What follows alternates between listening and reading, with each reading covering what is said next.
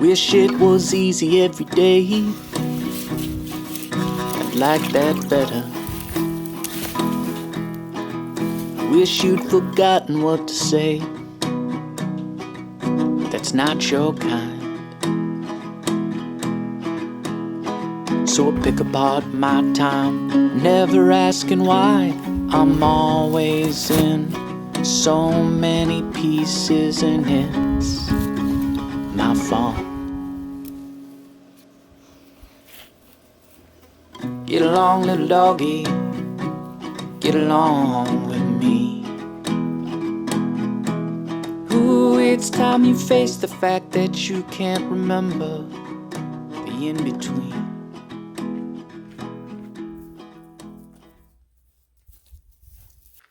Hey friends, welcome back. Today I'm going to be taking you around outside at Tam Tare while we get ready for the winter. We're doing some shed shifting from the garden shed, our basement, and the greenhouse. I also have to get the garlic in the ground, harvest some rutabagas, get some beets out of the ground, and see how our leeks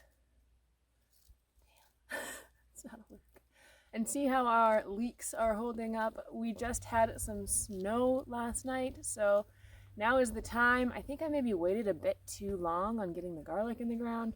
We don't know. We're amateurs. We'll see how it goes. Things kind of spiral in the fall. You have a lot to get done.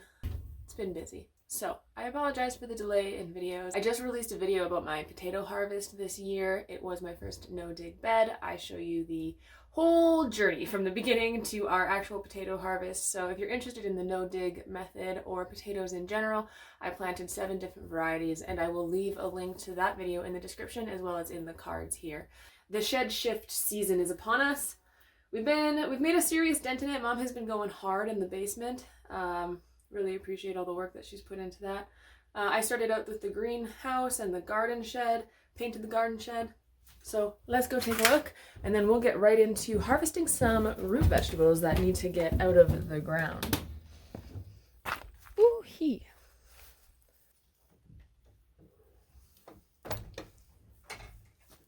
We have had this garden shed here on the property for probably around 6 years already. It's in a very moist part of our home. It has a lot of snowfall on it. We also have the hose right next to it, so after a while the wood started to rot a bit and it needed a little bit of a facelift, so I went in there with just some white paint and painted it up. I also pressure washed it and leveled, flattened, and added dirt and gravel to the floor. Floor? I turned the ground into a floor with gravel. You know what I mean. You can see that there's some moisture here on the sides. It's a very moist area of our yard, like I said, but we painted the walls, washed everything, got the dust and the cobwebs out of there, and have designated it now strictly to things like food preservation and just garden tools. We've got all our shovels and stuff back there.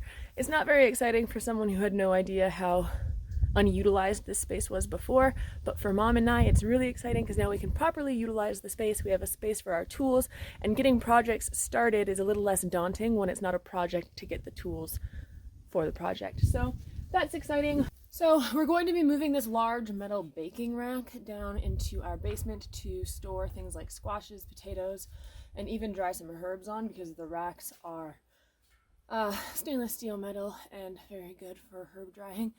The funny thing is we have a lot of weird equipment like this.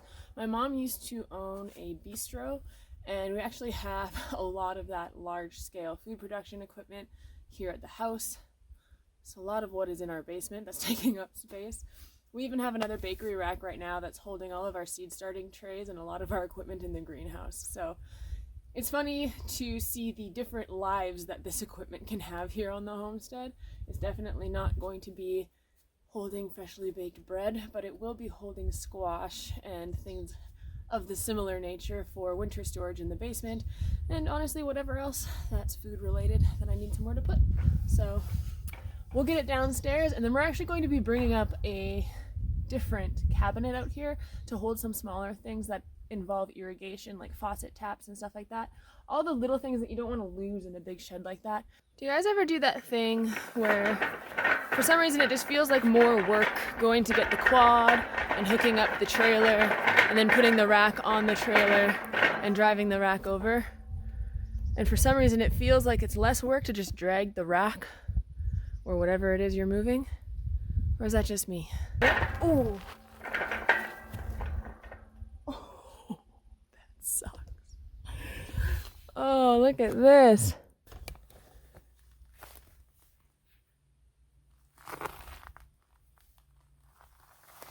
Did you know that metal corners are sharp?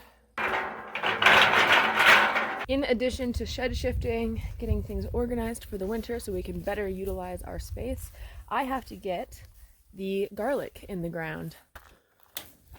We have done the seasonal tidy in the greenhouse. This is the baker's rack that we're using in the greenhouse to hold all of our seed starting trays, just different kind of amendments. We also have got our pots underneath. These are the more industrial, just plain black ones for potting up. And then we have our prettier ones on the side, things like stands, extra soil bags, and of course, a little seed starting corner for when springtime comes. Very exciting to have this area as clean as it gets. It's organized, but there's dirt everywhere, and that's the way we like it.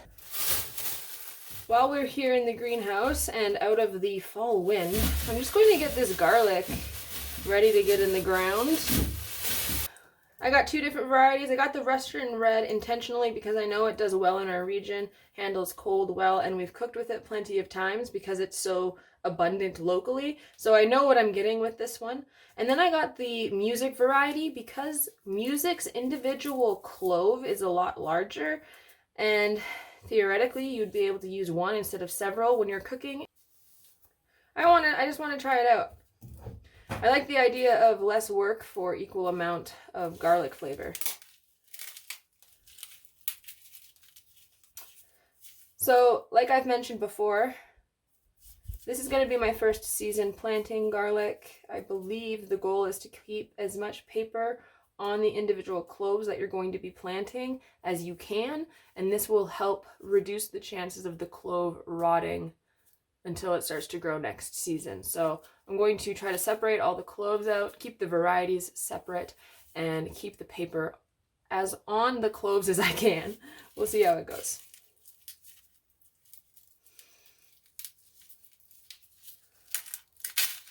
Wow.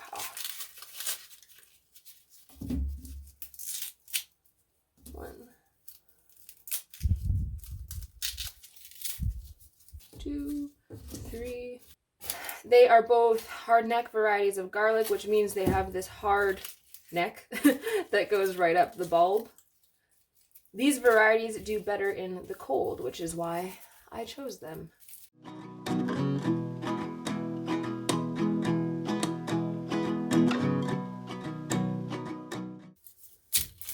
So it looks like Magic has, on average, 6 cloves per garlic head. And like I said, they are quite huge. That's one single clove. And I mean, that's definitely enough for one meal. And since we enjoy garlic a lot, it's really exciting to me that I would only have to do one clove of garlic for a pasta dish, for example. And that's like 2 to 3 regular sized cloves. So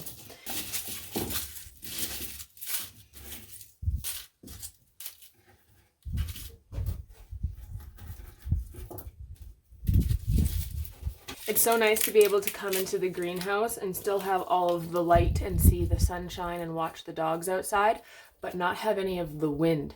The fall wind gets to me so bad after summer because it's not usually windy here in the summer whatsoever, and it really comes in from the north and brings the cold.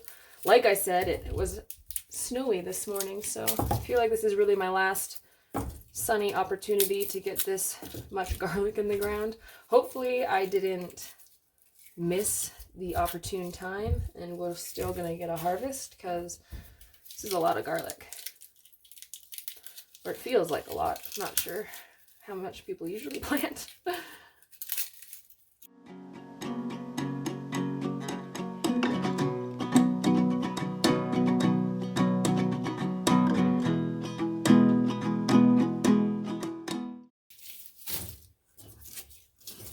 $44, $45 individual cloves for the Russian red.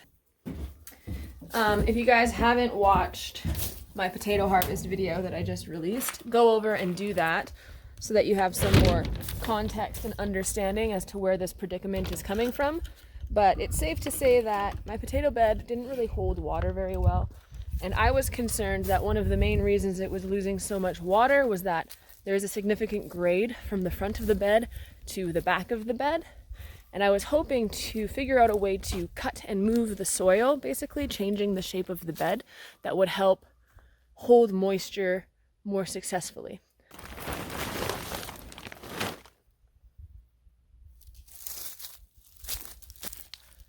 Basically, this last growing season, my rows were going horizontal to the bed. So they were shorter and they were going this way, horizontal, as opposed to lengthwise of the whole bed.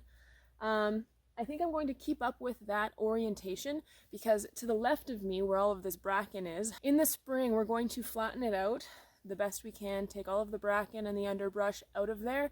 And I think this is where we're going to dedicate to our composting area.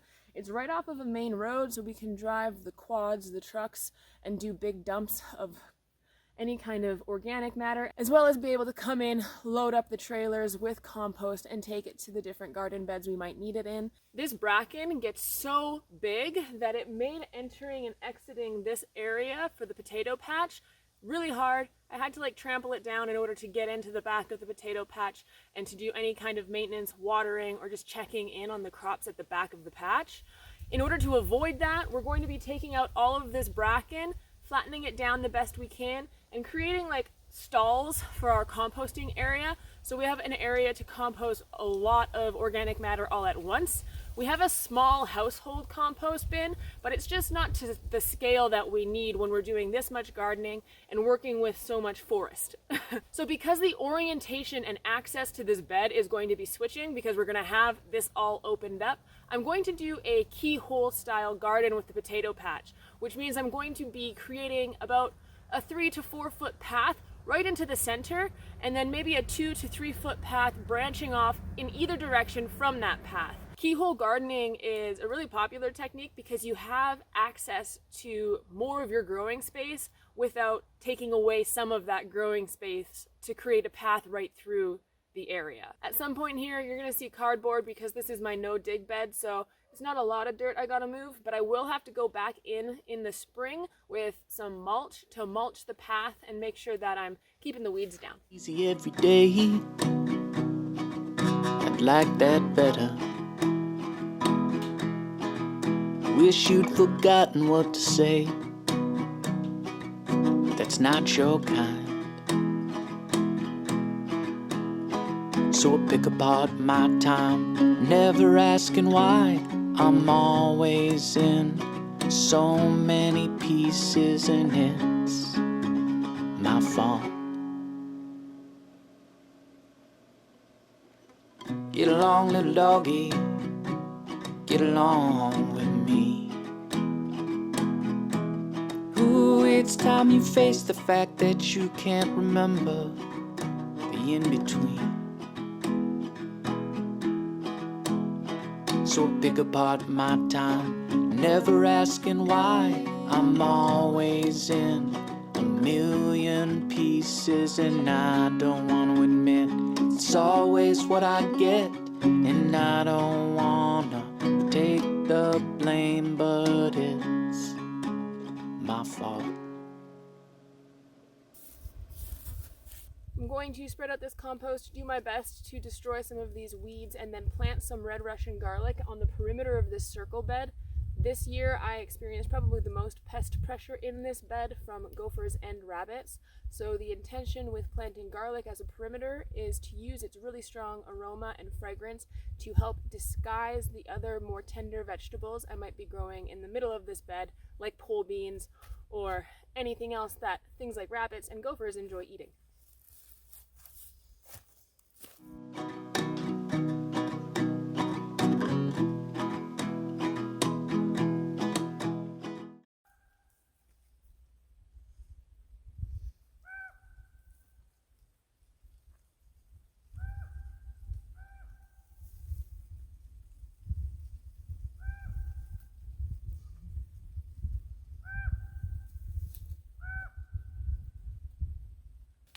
Alright, so we've got the red Russian planted on the perimeter of this circle bed, spread out the extra soil. It's been a rough year for this bed in particular. I'm hoping the garlic sets it up for more success in the pest department, the vermin, next season. I'm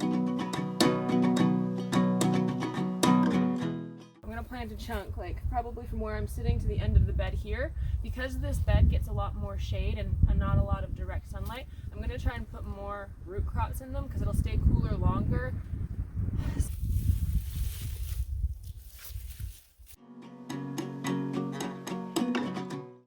Oh, so there you go. So I definitely have strawberries and a butterfly bush planted, as well as some geraniums that haven't died off yet, but I planted the garlic in and around a few things. It's quite widely spaced, so I'm gonna be able to put more flowers in there if I would like. I left a gap in the back so I can still plant the trellis. And then, I mean, depending on how these transplanted strawberries do next year, I'm assuming they're just gonna grow in and around the garlic and they hopefully won't be competing for the same nutrients. All in the name of experimental fun. Now that we have planted all of the garlic, we're going to go and I think pick the remainder of our harvest, which would be the rutabagas and some beets. I'm going to leave the leeks in the ground for a little while still. The longer they're in the ground, the shorter amount of time I have to try to preserve them inside or process them. And because I'm going to be bringing in the rutabagas and the beets today, I'm going to try to stagger the amount of root crops I have to be processed at a time. So please excuse the massive pile of plastic goods. I was cleaning out the greenhouse and these are all of the pots that are cracked or getting relocated to a different area to be used another way. So it's my trash pile next to my beets. These are the second planting of bull's blood beets that I did this year. They definitely got snowed on last night. I'm expecting them to be about 1 inch by inch. They're not going to be huge, but they'll be good in a salad, and I might pickle a few depending on how many we have. So let's get in there. I have to say, I learned this year that harvesting root vegetables is probably one of the funnest side things that you get to experience when you're growing your own food. So I'm excited we have a few more root vegetables to harvest before we're done for the year.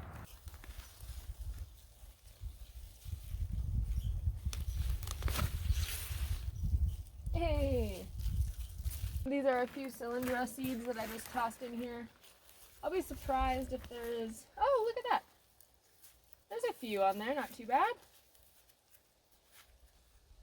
Better than if we didn't plant them, hey? Ha ha ha. Alright, that is it for a beet harvest. We're gonna go pull up some rutabagas, which I know, as a fact, got pretty beefy. There's some that are definitely the size of a softball. I'm not sure if they're all that big because there's a lot of foliage. It's hard to see around, but we gonna find out. Just realized that I had my glasses on for most of this video, and that's kind of rude. I apologize. Oh, it's starting to rain. Okay. Let's pull some rutabagas.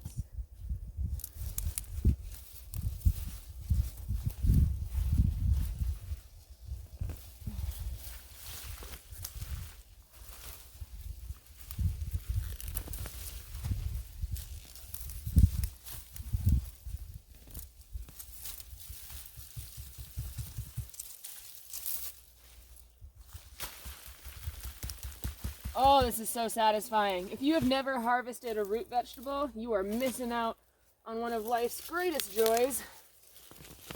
Look at them. Rutabagas are interesting because you can definitely see most of the growth above ground. Maybe I didn't plant mine deep enough because this is the first year I grew them, like everything else, but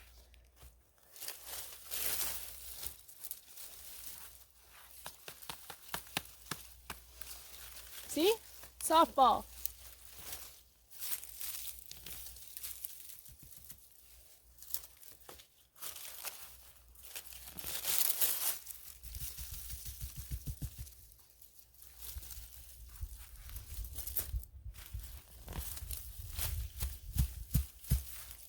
Rootin' Tootin' Rutabagas.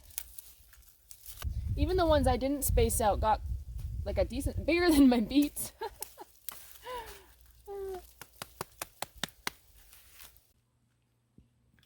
Look at all them rutabagas. Like I said, some of them are softball size, but we did have to come inside and get out of the rain. So I'm going to clean up these rutabagas, put them into storage, and sign off for now. Thank you for joining me on a little bit of our fall walk around, doing some household chores, shed shifting, harvesting rutabagas, and planting garlic. As always, guys, live long and prosper. Thank you for being here, and I will see you very shortly in another video. Bye. Get along, little doggy. Get along with